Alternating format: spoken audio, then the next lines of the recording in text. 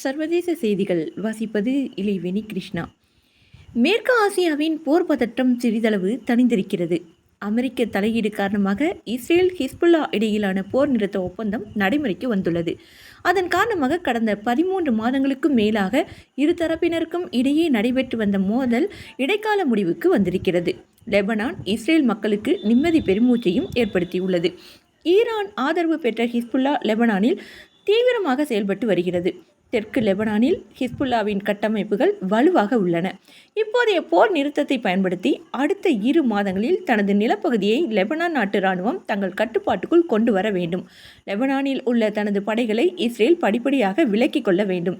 இரு நாட்டு குடிமக்களும் விரைவில் தங்கள் வசிப்பிடங்களுக்கு பாதுகாப்பாக திரும்பி தங்கள் இயல்பு வாழ்க்கையை மீண்டும் கட்டமைக்கலாம் என்பவை ஒப்பந்தத்தின் குறிப்பிடத்தக்க அம்சங்கள். பாலஸ்தீனத்தின் காஷா முனையை ஆட்சி செய்து வந்த ஹமாஸ் ஆயுத குழுவினர் இஸ்ரேலில் கடந்த ஆண்டு அக்டோபர் மாதம் நடத்திய தாக்குதல் உலகையே அதிர்ச்சிக்குள்ளாக்கியது. தரை, கடல், வான்வழியாக ஹமாஸ் படையினர் தாக்குதல் நடத்தி இஸ்ரேலுக்குள் புகுந்து சுமார் 1200 பேரை சுட்டுக் கொண்டனர். 200க்கும் மேற்பட்டோரை பிணை கைதிகளாக பிடித்து சென்றனர். இதற்கு பதிலடியாக இஸ்ரேல் நடத்திய தாக்குதலில் காஷா முனைப்பகுதி தரைமட்டமாகிவிட்டது. ஹமாஸ் ஆயுத குழுவினரை குறிவைத்து தாக்குதல் நடத்தியதாக இஸ்ரேல் தெரிவித்தாலும் அங்கு பெரும்பாலும் உயிரிழந்தது அப்பாவி பொதுமக்கள் தான். காசா முனையில் தாக்குதலை தொடங்கிய சில நாட்களிலேயே ஒட்டுமொத்த மக்கள் தொகையில் பாதி பேர் தங்களது இருப்பிடங்களை விட்டு இடம்பெயர வேண்டிய அவலம் ஏற்பட்டது. மருத்துவமனைகள், வழிபாட்டு ஸ்தலங்கள் என பாதுகாப்பான பகுதிகளாக கருதி தஞ்சமடைந்த இடங்களிலும் இஸ்ரேல் விமானப்படைகள் நடத்திய தாக்குதலில் குழந்தைகள் உட்பட பொதுமக்கள் கொல்லப்பட்டனர். இஸ்ரேல் தாக்குதலில் காசாவில் இதுவரை 44,000க்கும் மேற்பட்டோர் கொல்லப்பட்டுள்ளனர். 1,00,000க்கும் மேற்பட்டோர் காயமடைந்துள்ளனர். லட்சக்கணக்கானோர் வசிப்பிடங்களை இழந்து உள்நாட்டிலேயே அகதிகளாக உள்ளனர். காசாவின் ஹமாஸும் லெபனானில் செயல்பட்டு வரும் ஹிஸ்புல்லாவும் ஈரானின் ஆதரவு பெற்றவை. இஸ்ரேலுக்கு எதிரான செயல்பாடுகளுக்காக அந்த அமைப்புகளுக்கு ஈரான் ஆயுத உதவிகளை செய்து வருவதாக இஸ்ரேலும் அமெரிக்காவும் குற்றம் சாட்டி வருகின்றன. இந்த பின்னணியில் ஹமாஸுக்கு ஆதரவாக லெபனானில் செயல்பட்டு வரும் ஹிஸ்புல்லா களம் இறங்கியது. ஹமாஸ் இஸ்ரேல் போரை விரிவுபடுத்தியது. ஹிஸ்புல்லா அமைப்பினரை ஒடுக்கும் வகையில் லெபனான் மீதும் இஸ்ரேல் தாக்குதலை தொடங்கியது. மேற்காசியாவில் மேலும் பதற்றத்தை ஏற்படுத்தியது. அது லெபனானில் முதலில் வான்வழி தாக்குதலை மேற்கொண்ட இஸ்ரேல் பின்னர் தரைவழி தாக்குதலையும் நடத்தியது. இஸ்ரேலின் ட்ரோன் தாக்குதலில் ஹிஸ்புல்லா அமைப்பின் தலைவர் ஹசன் நஸ்ரல்லா கொல்லப்பட்டதும் இரு தரப்பினருக்குமான போர் முடிவுக்கு வரும் என எதிர்பார்க்கப்பட்ட நிலையில் அது நடக்கவில்லை. பதிலடியாக இஸ்ரேல் மீது ஹிஸ்புல்லா அமைப்பினர் ஏவுகணை தாக்குதலை தொடர்ந்து நடத்தி வந்தனர். லெபனானில் இஸ்ரேல் நடத்திய தாக்குதலில் இதுவரை 3,800க்கும் மேற்பட்டோர் உயிரிழந்துள்ளனர். 15,000 பேர் காயமடைந்துள்ளனர். லெபனானில் ஹிஸ்புல்லா அமைப்பினருக்கு இஸ்ரேல் வைத்த குறியில் குடியிருப்புகள், அரசு கட்டடங்களும் தப்பவில்லை. 1,00,000 வீடுகள் உட்பட சேதமடைந்த சொத்துக்களின் மதிப்பு $850 கோடி. 12 லட்சம் பேர் வீடுகளை இழந்தனர். அதேபோன்று லெபனான் எல்லையையொட்டிய நகரங்களில் வாழும் தனது நாட்டு குடிமக்கள் 60,000 பேரை பாதுகாப்பு கருதி இஸ்ரேல் வெளியேற்றியது.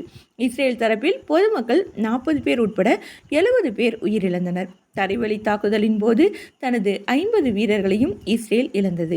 ஹமாஸ் படையினரால் பிடித்து செல்லப்பட்ட பிணை கைதிகளை மீட்பதற்காக அமெரிக்காவின் முயற்சியால் இதற்கு முன்பு சில முறை மேற்கொள்ளப்பட்ட போர் நிறுத்தம் பெரிய அளவில் பலன் தரவில்லை. சொற்ப எண்ணிக்கையிலான பிணை கைதிகளும் அதற்கு பதிலாக இஸ்ரேல் சிறையில் அடைக்கப்பட்டிருந்த பாலஸ்தீனர்கள் சிலரும் தான் விடுவிக்கப்பட்டனர். அதே போன்ற நிலை இஸ்ரேல் ஹிஸ்புல்லா போர் நிறுத்த ஒப்பந்தத்துக்கு ஏற்படாமல் இருக்க வேண்டும். ஏனெனில் இதற்கு முந்தைய போர்களில் பலமுறை இதுபோன்ற ஒப்பந்தங்களை இஸ்ரேல் மீறியிருக்கிறது. தனது பதவிக்காலம் நிறைவடையும் நிலையில் இஸ்ரேல் ஹிஸ்புல்லா இடையிலான போர் நிறுத்த ஒப்பந்தத்தை அமெரிக்க அதிபர் ஜோ பைடன் ஏற்படுத்தியுள்ளார். அமெரிக்காவின் அடுத்த அதிபர் டொனால்ட் ட்ரம்புக்கு இந்த பெருமை சென்றடையக்கூடாது என்கிற பைடனின் எண்ணமும் இந்த போர் நிறுத்த முயற்சிக்கு பின்னணியில் இருப்பதை ஒதுக்கிவிட முடியாது. அமெரிக்காவின் முயற்சிக்கு பின்னணி என்னவாக இருந்தாலும் போரில் பொதுமக்கள் உயிரிழக்காமல் தடுக்கும் எந்த ஒரு நடவடிக்கையும் உலக நாடுகள் முழு மனதுடன் வரவேற்கும். காசாவிலும் இது போன்ற போர் நிறுத்தத்துக்கு அமெரிக்கா வழிகோல வேண்டும். நியூசிலாந்து பிரதமர் கார் விபத்து. நியூசிலாந்து பிரதமர் கார் மீது போலீஸ் கார் மோதி விபத்தானது. நியூசிலாந்து பிரதமர் கிறிஸ்டோபர் லக்சன் மற்றும் அந்நாட்டு நிதியமைச்சர் நிக்கோலா வில்லிஸ் இருவரும் புதன்கிழமை வெலிங்டனில் உள்ள விமான நிலையத்திற்கு லிமௌசின் காரில் சென்று கொண்டிருந்தனர். இந்த நிலையில் நாடாளுமன்றம் செல்லும் பிரதான சாலையில் சென்று கொண்டிருந்த போது அவர்களின் கார் பின்னால் மற்றொரு போலீஸ் கார் மோதி விபத்துக்குள்ளானது. இந்த விபத்தில் காரின் பின்புறம் சேதமடைந்தது. இருப்பினும் காரினுள் பயணித்த பிரதமருக்கும் நிதியமைச்சருக்கும் காயம் ஏதும் ஏற்படவில்லை.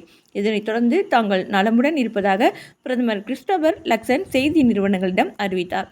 மேலும் இந்த விபத்து குறித்து விரிவான விசாரணை நடைபெற்று வருவதாக அரசு வாகனங்களின் கட்டுப்பாட்டை நிர்வகிக்கும் உள்நாட்டு விவகாரத்துறை தெரிவித்துள்ளது.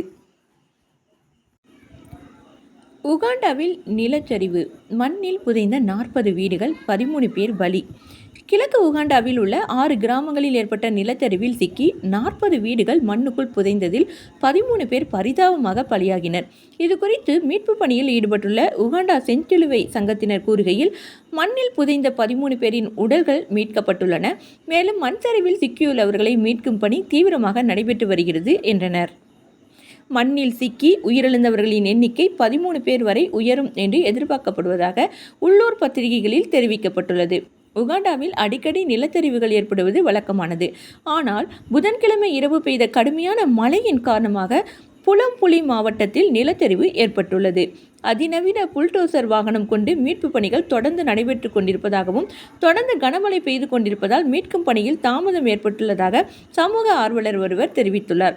நிலச்சரிவில் 50 ஏக்கருக்கும் மேற்பட்ட விவசாய நிலங்கள் பாதிக்கப்பட்டுள்ளன.